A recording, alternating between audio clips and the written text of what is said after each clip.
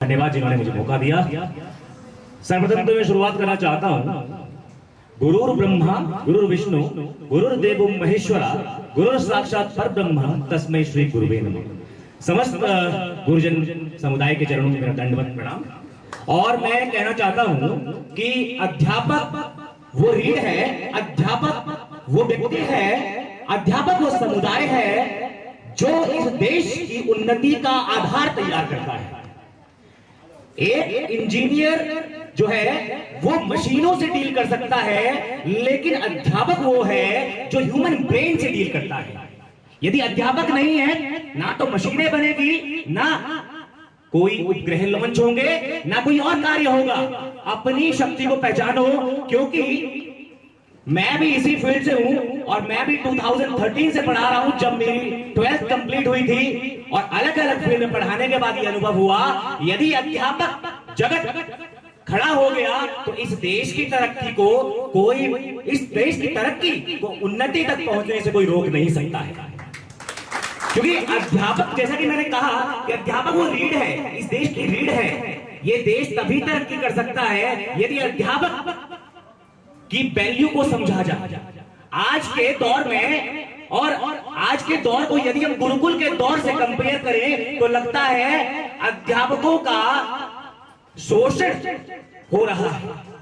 अध्यापकों का शोषण हो रहा है क्योंकि अध्यापकों की वैल्यू को नहीं समझा जा रहा है। आज के दौर में वैल्यू उसकी समझी जाती है डॉक्टर, इंजीनियर, लेकिन डॉक्टर इंजीनियर को कौन बनाता है? डॉक्टर इंजीनियर को अध्यापक बनाता है।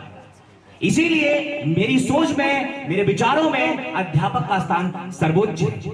अध्यापक से ऊपर कोई नहीं है, क्योंकि सुप्रीम कोर्ट में बैठे हुए वर्तमान मुख्य न्यायाधीश जस्टिस संजीव खन्ना और बनने वाले अगले मुख्य न्यायाधीश जस्टिस गवई, अगर इनको अध्यापक नहीं पढ़ाते तो देश की सर्वोच्च अदालत में नहीं बैठे होते।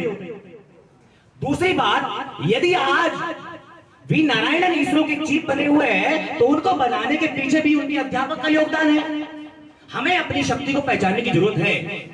और विशेष तौर पर जो प्राइमरी के टीचर है, आप लोग जो है, मैं आपको सैल्यूट करता हूं, क्योंकि हमारे पास जो बच्चे आते हैं वो फ्रेश होते हैं, एकदम तैयार किए होते हैं। लेकिन आपके पास ऐसा बच्चा होता है जिसको कुछ पता नहीं होता है।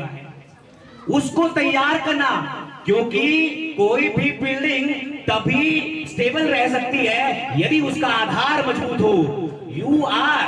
आप लोग वो हैं जो इस देश का आधार तैयार करते हो।